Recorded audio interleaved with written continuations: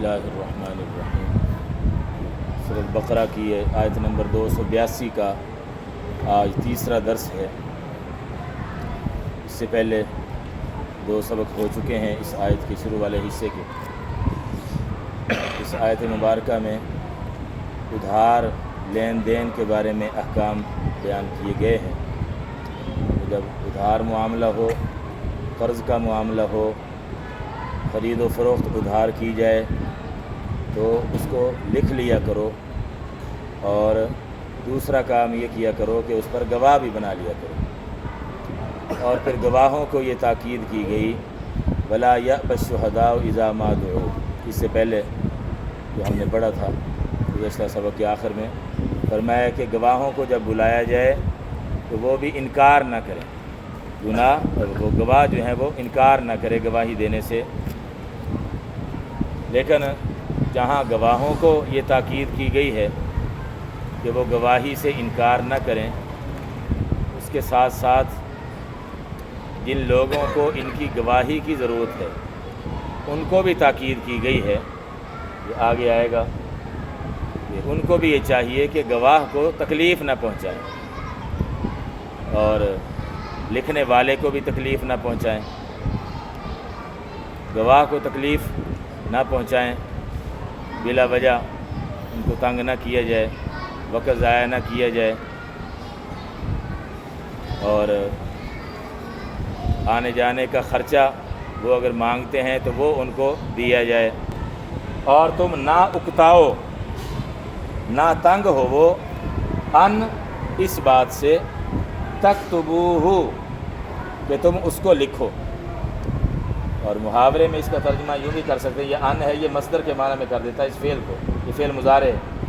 اور تم نہ اکتاؤ اس کو لکھنے سے، ان تکتبوہ یعنی اس معاملے کو لکھنے سے، اکتاؤ نہ، صغیراً او کبیراً، خواہ وہ چھوٹا ہو معاملہ یا بڑا ہو، معاملہ چھوٹا ہو یا بڑا ہو، اگر کوئی لکھنے کے لیے آپ کو کہہ رہا ہے تو انکار نہ کرو، تنگ نہ ہو۔ الی اجلہ، اس کی مدت تک، یعنی جتنی دیر ادائیگی کی وہ جو ٹائم دیا ہے ادائیگی کا، تو اس تک لکھا جائے، اس میں کوئی کمی بیشی نہ کی جائے، جو معاملہ طے ہوا ہے آپس میں اسی کے مطابق تحریر لکھی جائے، یہ کاتب کی ذمہ داری ہے۔ آگے اس کا فائدہ بیان کیا جا رہا ہے، فرمایا ذالکم اقسط عند اللہ، ذالکم یہ سے مراد یہ تحریر اور یہ گواہی، یہ تحریر گواہی جس کا شریعت نے تمہیں حکم دیا ہے، ادھار معاملے کے وقت یہ دونوں کام کر لیا کرو، یہ بہتر ہے تمہارے لیے۔ کیوں؟ ذالکم اقسط، یہ زیادہ انصاف والی چیز ہے، اقسط زیادہ انصاف والی، عند اللہ اللہ کے نزدیک، واقوم للشہادۃ، اور زیادہ درست کرنے والی ہے گواہی کو۔ تحریر خاص طور پر تحریر کے بارے میں کہا جا رہا ہے، اگر تحریر نہیں ہوگی تو ہو سکتا ہے گواہ بھی گواہی دینے میں کوئی گڑبڑ کر لیں۔ تحریر بھی ہے اور پھر گواہی، جب گواہی دیں گے تو چونکہ لکھا ہوا ایک معاملہ ہے تو گواہ بھی گواہی صحیح دیں گے، اس پر اس کے بارے میں کہا جا رہا ہے، اور زیادہ درست کرنے والی ہے گواہی کو۔ وَأَدْنَىٰ أَلَّا تَرْتَابُوا، اور اس بات کے زیادہ قریب ہے، ادنا، ایک تو ادنا کا لفظ استعمال ہوتا ہے نا گھٹیا کے معنی میں، گھٹیا، ادنا چیز، گھٹیا چیز، اور یہ ادنا کا لفظ زیادہ قریب کے معنی میں بھی استعمال ہوتا ہے۔ دنا یدنو دنو، یہ عربی زبان میں اس کا معنی ہوتا ہے قریب ہونا، اسی سے یہ دنیا کا لفظ بنا ہے، دنیا کا لفظی ترجمہ بنتا ہے سب سے زیادہ قریب۔ تو چونکہ یہ قیامت کی بنسبت، آخرت کی بنسبت یہ دنیا جو ہے وہ ہمارے زیادہ قریب ہے، اس لیے یہ نام اس کا رکھا گیا، دنیا کا معنی زیادہ قریب۔ تو اسی سے ادنا یہ لفظ بنا ہے، اس میں تفضیل اس کو کہتے ہیں، ادنا کا معنی زیادہ قریب، اس کے اللہ ترتابو، یہ اصل تھا ان لا، ان تھا شروع میں، جیسے یہ ان ہے نا اس طرح سے، لیکن پھر ادغام ہو گیا، دونوں کو ملا کر یوں لکھا گیا تو ان لا ترتابو، اور یہ زیادہ قریب ہے اس بات کے کہ تم شک نہ کرو، یعنی جب تحریر ہوگی تو پھر اس میں شک شبہ کی گنجائش نہیں رہے گی، پکا معاملہ ہو جائے گا۔ اچھا، اب یہ تحریر لکھنے کی ترغیب دی گئی ہے اور گواہ بنانے کی بھی ترغیب دی گئی ہے ادھار معاملے میں۔ آگے یہ فرمایا جا رہا ہے کہ اگر معاملہ ادھار نہ ہو، نقد ہو سودا، تو پھر اس میں تحریر لکھنے کی کوئی خاص ضرورت نہیں ہے۔ اس میں اگر تحریر نہ بھی لکھو تو کوئی حرج کی بات نہیں ہے۔ ہاں البتہ اس میں گواہ بنا لو تو زیادہ بہتر ہے۔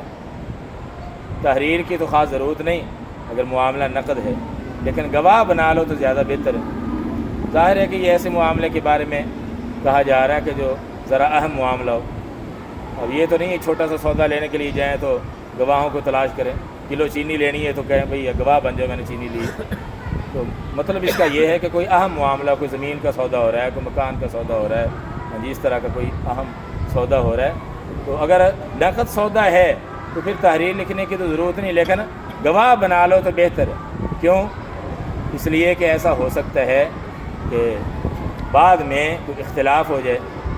مثال کے طور پر جس نے وہ سودا بیچا ہے وہ کہے کہ بھائی آپ نے تو پوری قیمت مجھے نہیں دی، اور وہ کہے کہ نہیں میں تو قیمت پوری دے چکا ہوں، یا وہ جس نے خریدا ہے سودا وہ کہے بعد میں بھائی آپ نے یہ جو چیز بیچی ہے مجھے وہ پوری مجھے ابھی حوالے نہیں کی، وہ چیز بھی میں نے خریدی تھی، وہ بھی خریدی تھی، وہ بھی خریدی تھی، تو یہ ساری چیز جو سودا ہوا ہے وہ آپ نے مجھے نہیں دی، تو یہ بعد میں اختلاف ہو سکتا ہے۔ اس لیے شریعت یہ کہہ رہی ہے کہ اس وقت جب معاملہ ہوا ہے خرید و فروخت کا، نقد معاملہ ہے چاہے، پھر بھی گواہ بنا لو تو زیادہ بہتر ہے، تاکہ کل کو کوئی اختلاف پیش آ جائے تو گواہوں کے ذریعے سے اس معاملے کو حل کیا جا سکے آسانی سے۔ الا ان تکونا، مگر یہ کہ چونکہ پہلے وہ تحریر لکھوانے اور گواہی کا حکم چل رہا تھا، اب الا استثناء، کسی چیز سے کسی کو نکالنے کے لیے، استثناء کا معنی ہوتا ہے نکالنا، پہلے ایک حکم تھا اب کسی چیز کو اس حکم سے نکالا جا رہا ہے۔ فرمایا الا ان تکونا، مگر یہ کہ ہو وہ معاملہ کیسا ہو، تجارتاً حاضرتاً، نقدی تجارت، حاضرہ حاضر ہونے والی، موجود، مراد اس سے نقد فوری سودا، مگر یہ کہ ہو نقدی سودا، تدیرونہا، جس کو تم لے دے رہے ہو، بینکم، آپس کے درمیان، تدیرون، ادارہ لفظ آتا ہے عربی میں، اس کا معنی ہوتا ہے گھمانا یا چلانا، اسی سے یہ لفظ بنا ہے تدیرون، تم جس کو گھماتے ہو یا پھراتے ہو، مطلب یہ ہے کہ لیتے دیتے ہو، یہ مراد ہے یہاں، مگر یہ کہ ہو وہ نقد سودا جس کو تم لیتے دیتے ہو آپس کے درمیان، تو نہیں ہے تم پر، لیسا کا معنی نہیں ہے، علیکم تم پر، جناحن، کوئی گناہ یا کوئی حرج، کس بات میں، اللہ تکتبوہا، کہ تم اس کو نہ لکھو، یعنی نہ لکھنے میں، یہ نقد سودے کے نہ لکھنے میں کوئی گناہ کوئی حرج نہیں ہے، مطلب یہ ہے کہ کوئی تاکید زیادہ نہیں ہے، نہ بھی لکھو تو کوئی ایسی نقصان کی بات نہیں، تو نہیں ہے تم پر کوئی حرج یا کوئی گناہ اس بات میں کہ تم اس کو نہ لکھو، اور اس کا ترجمہ یوں بھی کر سکتے ہیں، تم پر کوئی گناہ نہیں ہے اس کے نہ لکھنے میں، اللہ تکتبوہا، اس سودے کے نہ لکھنے میں کوئی گناہ نہیں، ہاں واشہدوا، اور گواہ بنا لیا کرو، اشہدوا فعل امر ہے، اشہاد سے بنا ہے، اشہاد کا معنی دوسرے کو گواہ بنانا، اور شہادت اس کا معنی ہے خود گواہی دینا، گواہ بننا یا گواہی دینا، اشہاد دوسرے کو گواہ بنانا، یہ اشہاد سے ہے، اور گواہ بنا لو اذا تبایعتم، جب تم خرید و فروخت کا معاملہ کرو، تبایع وہی بیع سے ہے، یہ لفظ آپس میں خرید و فروخت کا تو معاملہ کرنا، یعنی نقد معاملہ کر رہے ہو خرید و فروخت کا تو گواہ بنا لو، اور گواہ بنا لو جب تم خرید و فروخت کا معاملہ کرو، ولا یضار کاتب، اور نہ تکلیف پہنچائی جائے لکھنے والے کو، کاتب کو، وہ جو تمہارا معاملہ لکھ رہا ہے نا، ادھار کا معاملہ جس کے بارے میں پہلے بات آئی ہے، اب اسی کی مزید تاکید کی جا رہی ہے کہ جس سے آپ نے لکھوانا ہے کاتب، تو اس کو ایسے بے جا اور بلا وجہ اس کو نقصان نہ پہنچاؤ، تنگ نہ کرو اس کو. بلا یضار کاتب، اور نہ تنگ کیا جائے یا نہ تکلیف پہنچائی جائے لکھنے والے کو، بلا شہید، اور نہ گواہ کو تکلیف نہ پہنچائی جائے، لکھنے والے کو تکلیف نہ پہنچائی جائے. لکھنے والے کو کوئی اپنا ضروری کام درپیش ہے تو آپ اس کو مجبور کر رہے ہیں پہلے میرا کام کرو، تو اس طرح بھی نہیں ہونا چاہیے. اور گواہ کو بھی تنگ نہ کرو، جیسے آج کل ہو رہا ہے، لوگ گواہی سے ڈرتے ہیں جی، اس لیے کہ جب گواہی کے طور پر نام آ گیا تو وہ جیسے وہ ایک ملزم ہوتا ہے نا، مجرم، تو یہی حیثیت بن جاتی ہے ان بیچاروں کی جن کا نام گواہی کے طور پر آ جاتا ہے. آئے روز کئی گھنٹے بٹھائے رکھتے ہیں، کبھی ایس ایچ او بلاتا ہے، کبھی کوئی بلاتا ہے، کبھی کوئی بلاتا ہے، پھر عدالت میں جاتے ہیں، کئی گھنٹے ذلیل ہوتے ہیں بیچارے اپنا کام چھوڑ کے. تو یہ کیا ہے؟ تکلیف پہنچانے والی بات ہے. تو نظام عدل کے خراب اور تباہ ہونے کی ایک وجہ یہ بھی ہے جی، گواہوں کو تنگ کرنا. ظاہر ہے کہ گواہ جب تنگ ہوں گے اور گواہی کے لیے، سچی گواہی کے لیے کوئی تیار نہیں ہوگا تو پھر کیا ہوگا؟ پھر کرائے کے گواہی لوگ تلاش کریں گے، جیسے ہو رہا ہے آج کل. ہاں جی، کرائے کے گواہ اور خریدے جاتے ہیں چند ٹکوں کے بدلے میں، جھوٹی گواہی دینے پر لوگ تیار ہو جاتے ہیں.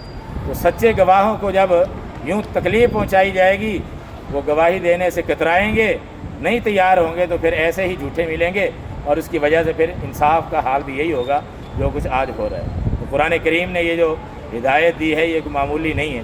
ہاں جی، مختصر لفظوں میں بہت بڑا یہ حکم دیا ہے شریعت نے کہ گواہوں کو تکلیف نہ پہنچاؤ، تنگ نہ کرو ان کو، تاکہ وہ ہاں جی اپنے آپ کو ہاں جی محفوظ سمجھیں اور سچی گواہی دے سکیں. اس کے نتیجے میں انصاف کا بول بالا ہوگا. وَإِن تَفْعَلُوا، اور اگر تم کرو گے، کیا کرو گے؟ یہ کام جس سے منع کیا گیا، لکھنے والے کو تکلیف پہنچانا اور گواہ کو تنگ کرنا، تو اگر یہ کام کرو گے، وَإِن تَفْعَلُوا، اور اگر کرو گے، فَإِنَّهُ فُسُوقٌ بِكُمْ، تو بے شک یہ کام، فَإِنَّهُ، تو بے شک یہ کام گناہ ہے، نافرمانی. فسوق کا معنی نافرمانی، فسق و فجور، فسق نافرمانی، اطاعت سے نکل جانا. تو بے شک یہ نافرمانی ہے، بکم، تمہاری طرف سے. بکم کا ترجمہ یہ با کا معنی ساتھ والا نہیں کرنا، یہاں طرف سے من کے معنی میں. فإنہ فسوقم، تو بے شک یہ نافرمانی ہوگی تمہاری طرف سے اگر ان کو تنگ کیا، نقصان پہنچایا کاتب کو اور گواہ کو.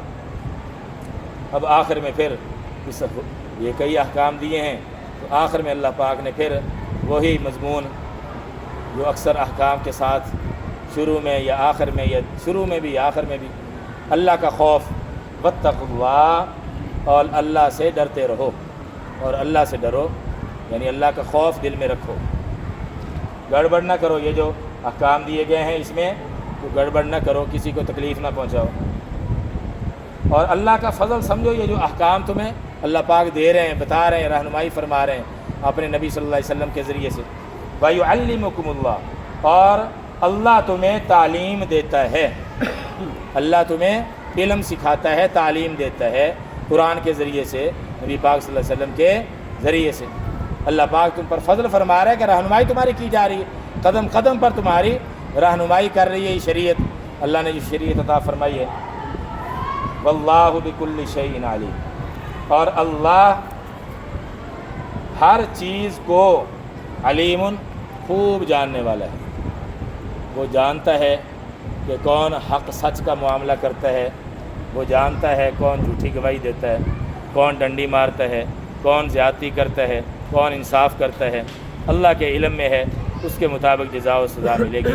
اب یہ جو لفظ ہے نا، واتقوا اللہ، اللہ سے ڈرو، تقوی اختیار کرو، اور ساتھ ہی یہ الفاظ فرمائے وَيُعَلِّمُكُمُ اللَّهُ، اللہ تمہیں تعلیم دیتا ہے.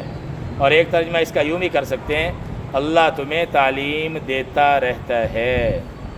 وقتاً فوقتاً احکام شریعت کی طرف سے ملتے رہتے ہیں، تمہارے سامنے آتے رہتے ہیں. اللہ کا فضل ہے، اس کا شکر ادا کرو. شکر یہی ہے کہ اس پر عمل کرو. ان دو جملوں کو اکٹھا قریب قریب جو ذکر کیا ہے، اس سے ایک نقطہ نکالا ہے علماء نے، مفسرین نے. جب دل میں تقویٰ ہوتا ہے نا، اللہ کا خوف ہوتا ہے، تو حقیقی علم پھر اللہ اس کو نصیب کرتا ہے. دل میں جب تقویٰ ہوتا ہے تو اللہ حقیقی علم اس کو پھر عطا فرماتا ہے. کیوں؟ اس لیے کہ یہ جو علم ہے، خاص طور پر دین کا علم، اور حقیقت میں علم ہے ہی دین کا علم، قرآن کا علم.